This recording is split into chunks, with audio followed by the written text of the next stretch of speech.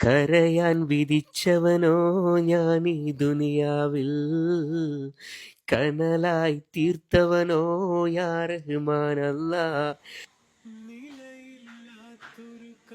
അസ്സലാമലൈക്കും വറഹ്മത്തുള്ളാഹി തആല വബറകാത്ത്. പടച്ചവനെ, ഇത് മക്കള് ചെറിയ മോനിത് രണ്ടാമത് എനിക്ക് ജംഷീദ് വരുമ്പോഴൊക്കെ എനിക്ക് ജംഷീദ് ചിത്രം കാണുമ്പോൾ തന്നെ ആദ്യം ഓർമ്മ വരുന്നത് ഈ കണ്ണു നനഞ്ഞ് കുതിർന്നു ഞാൻ പാടവേ, ഈ കൽബു പിടഞ്ഞു പിടഞ്ഞു ഞാൻ തേടവേ, ജന്മം തന്ന നാദാ ജീവൻ തന്ന താജ, ജന്മം തന്ന നാദാ ജീവൻ തന്ന താജ.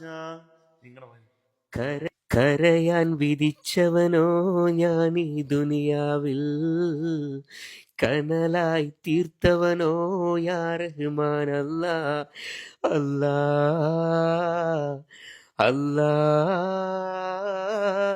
യാ അല്ലാ.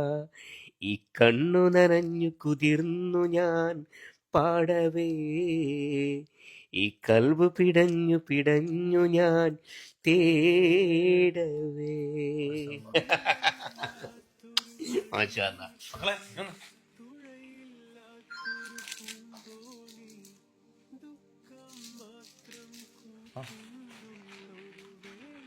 നിങ്ങളൊക്കെ പരിചയപ്പെടുത്തി കൊടുക്കണ വിരി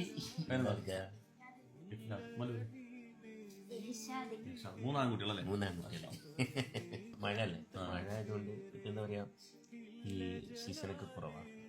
എന്നാലും കുഴപ്പമില്ല, അൽഹംദുലില്ലാ. എനിക്ക് എന്താ നമ്മളിപ്പം മൻസൂർ തേലക്കാട് ഒരേ കിടപ്പിൽ കിടക്കുന്ന ഒരു എന്റെ വലിയ ഫ്രണ്ടാണ്. അല്ല, മൻസൂർ തേലക്കാടിനെയൊക്കെ പോയി കാണുമ്പോൾ ഇവരെല്ലാം പറയുന്നൊരു വർത്താനുണ്ട്. എന്താണ്? അൽഹംദുലില്ലാ, കുഴപ്പമില്ല, അൽഹംദുലില്ലാ.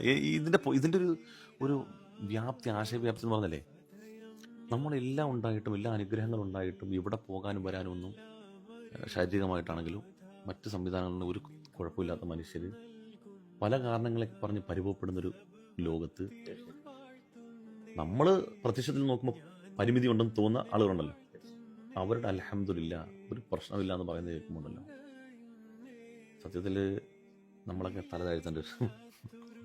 എന്താ വെച്ചാൽ നമ്മുടെ ജീവിതത്തിൽ ഞങ്ങളൊക്കെ ഒരു, എന്നെ മനസ്സുകൊണ്ടൊക്കെ സംബന്ധിച്ചിടത്തോളം ഞങ്ങൾക്ക് ഓസ്റ്റിയോജെനസിസ് ഇംപെർഫെക്റ്റ് എന്ന രോഗമാണ്. അതായത് എല്ലുകൾ എന്താണ് ആരെങ്കിലുമൊക്കെ എടുത്തേക്ക് വന്നിട്ടുണ്ടെങ്കിൽ ആക്ഷന് തുമ്മി കഴിഞ്ഞാൽ ഞെട്ടിക്കഴിഞ്ഞാൽ ഒരു ഭാഗത്ത് പൊട്ടിക്കഴിഞ്ഞാൽ ഞങ്ങളൊക്കെ ചെയ്യലെന്ന് വെച്ചാൽ ഒരു തലയാണ് വെച്ചിട്ട് ആ ഭാഗത്ത് കണ്ട് ചെരിഞ്ഞെടുക്കും. പിന്നെ ആ ഭാഗം തന്നെ ഉണ്ടാവുള്ളൂ. പിന്നെ അവിടെ ഞങ്ങൾക്ക് വേണ്ടി ചെരിഞ്ഞിരിക്കാൻ പോലും കഴിയില്ല.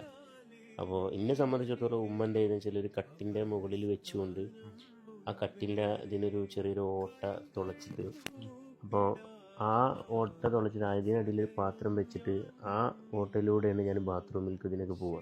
കാരണം ഉമ്മൻ്റെ മറ്റു ആഗ്രഹങ്ങളൊക്കെ മറന്നുകൊണ്ട് 18 വർഷക്കാലം ഒരു ആൺകുട്ടി ഒരു മകന് എന്തെങ്കിലുമൊക്കെ ആവുന്ന പ്രതീക്ഷയിൽ അന്നേ ഞാൻ ഉമ്മാനോട് പറഞ്ഞ വേദനകൾ സഹിക്കുമ്പോൾ എന്താ പറയുക, ഉമ്മ എങ്ങനെയെങ്കിലും എനിക്ക് വേണ്ടി നിങ്ങൾ തോൽക്കുകയും, കാരണം നിങ്ങൾ പോണതിൻ്റെ മുമ്പേ പഠിച്ചോണ്ട് നമ്മളെ തിരിച്ച് വിളിക്കണേന്ന് ഞങ്ങളങ്ങനെ പ്രാർത്ഥിച്ചിട്ടുണ്ട്. അതായത് ഇമ്മ ശരിക്കും അങ്ങനെ പ്രാർത്ഥിച്ചിട്ടുണ്ട്. പക്ഷേ ഇതൊക്കെ എന്താ വെച്ചാൽ ഞങ്ങൾക്ക് പിന്നീട് മനസ്സിലായത് എന്താ, ഇവിടെ ഒന്നല്ല, മൂപ്പര് ഉദ്ദേശിക്കുന്ന ഒരു ഉദ്ദേശമുണ്ട്. ഞങ്ങളെപ്പോലത്തെ ഇവിടെ ഞങ്ങൾ വന്നിട്ടുണ്ടെങ്കിൽ ഞങ്ങൾ ഏറ്റവും വലിയ സുപ്രഗതി. സത്യം, അൽഹംദുലില്ലാ. തീർച്ചയായിട്ടും ഞങ്ങളെ ഒന്നും ആഗ്രഹിച്ചില്ല. കാരണം എന്നെ സംബന്ധിച്ചിടത്തോളം 18 വർഷക്കാലം ഇങ്ങനെ വന്നിട്ട് ഞാനൊരു സ്കൂളിൻ്റെ മദ്രസിൻ്റെ അകത്തളങ്ങളൊന്നും കണ്ടില്ല നമ്മൾ. അപ്പോൾ ഈ അകത്തളത്തിലിരിക്കുന്ന നമുക്ക് സ്കൂൾ മുറ്റങ്ങളും ഞാൻ പഠിക്കാതെ ചിരിക്കാതെ എൻ്റെ മദ്രസകളൊക്കെ ആഗ്രഹിക്കണം. ഓരോരുത്തർ പോകുമ്പോൾ നമുക്കൊരു വലിയൊരു ആഗ്രഹമാണ്. അപ്പോൾ ആ ആഗ്രഹത്തിന് വേണ്ടിയിട്ട് ഒരു പാട്ടെങ്കിലും പാടില്ല, ആരെങ്കിലും എടുത്തുകൊണ്ടായാലാണ്. അങ്ങനെ ഒരു അവസരം എൻ്റെ പള്ളിയിൽ, എൻ്റെ കൈനിക്കര മഹലിൽ എനിക്കൊരു അവസരം കിട്ടി. അവിടെ നിന്നാണ്, അവിടെ അന്ന് തന്നെ നമ്മൾ എത്രത്തോളം നമുക്ക് കൈകാലികളൊന്നും ഉണ്ടായി കാലിൽ ഉസ്താദേ, നമുക്ക് നല്ലൊരു മനസ്സും നല്ലൊരു ഹൃദയവും നല്ലൊരു ഇതുണ്ടെന്നുണ്ടെങ്കിൽ എവിടെ എത്താം. ആ മുഖക്കെട്ട് നമുക്ക് ഉണ്ടായി കഴിഞ്ഞാൽ നമ്മൾ എവിടെ എത്തൂല. നമ്മൾ ഒന്നുമില്ല എന്നുള്ള ഒരു തീരുമാനത്തിലെത്തി നമ്മൾ എവിടെ എത്തും. എന്നെ സംബന്ധിച്ചിടത്തോളം 250 വട്ടം വിദേശ രാജ്യങ്ങളിൽ പോയി വന്ന ആളാണ് ഞാൻ.